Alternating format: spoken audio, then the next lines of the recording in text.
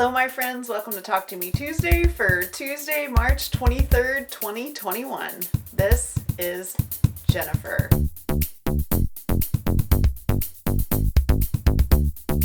So I have some show and tell for you guys, but I actually recorded that last week, so I'm gonna go ahead and just plunk that right here. Hi guys, it is Thursday afternoon and I have been sewing up a storm and I wanted to share some stuff with you guys because I'm going to be giving all of this away probably Saturday. I mentioned to you guys last week that my daughter and I had done some shopping and bought a bunch of fabric from Joann's, and I have made all the things now that she's asked me to make. She needed some masks for work and she wanted some fun ones, so she picked out all of this fabric and I had a good time putting these together. I'm just going to go really quickly here. Winnie the Pooh, Darth Vader, a little bit more Star Wars, Beauty and the Beast, and this is the same fabric from the cushion I showed you guys last week. Just a fun, like, generic-y comic book fabric. This is some leftovers from, this was actually a dress that Sarah made, and I had bought the fabric for something else, given it to her. She made a dress, and then I have the leftovers, so a little bit more Star Wars fabric, and some really fun cats, and this super cute fabric that my daughter had to have because she liked Tiny Angry Batman. The other thing she asked me for were pillowcases in the same style that I gave her for her birthday. She picked two fabrics for this, so we have some really fun Marvel comic book fabrics. She has equal opportunity in her comic love, and this is the pillowcase that has the cuff inside. There it is. Cuff inside to keep the pillow from coming out.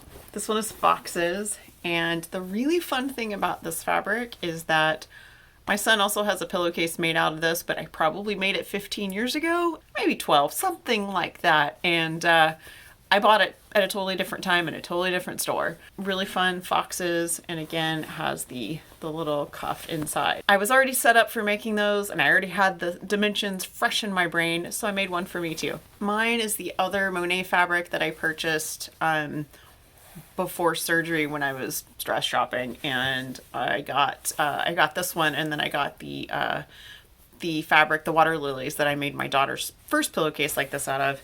And again, same exact thing, cuff inside, and there you go. So yeah, pile of masks, pile of pillowcases, and I've actually pieced a couple of orphan block tops, which hopefully future me will be showing you. I spent Friday through yesterday off and on with the help of my husband working on our backyard. We have a backyard, side yard, front yard that all need massive cleanup after the winter storms that we had in February.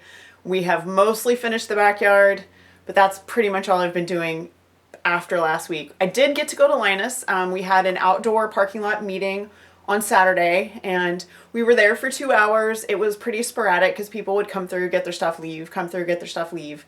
But I did take a few pictures and I had some people share some pictures. So that's one of the things I'll be doing today is writing an update for our website and posting some pictures and stuff. And that's pretty much the extent of what I have to share. Hopefully I'll have some things to show you guys next week. I don't know if it'll be a lot because right now it's full on spring clean for outside. We've never had this much work.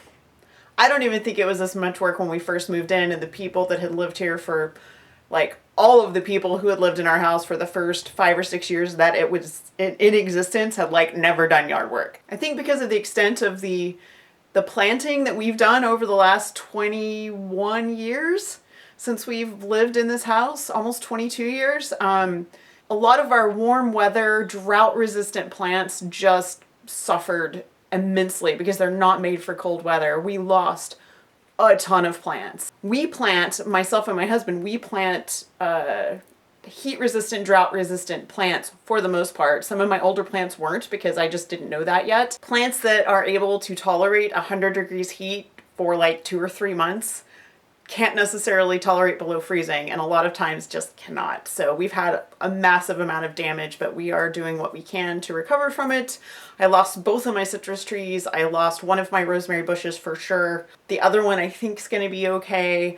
I lost a jasmine I planted 20 years ago that used to cover an archway between mine and my neighbor's house. Pretty sure it's dead. I lost my jasmine on my back fence. It's a laundry list of stuff that just croaked. So it's been a lot of work, and I'm telling you all of this in case I don't have my show and tell next week. So that's it. I hope you guys have a wonderful week. I hope you have a crafty week.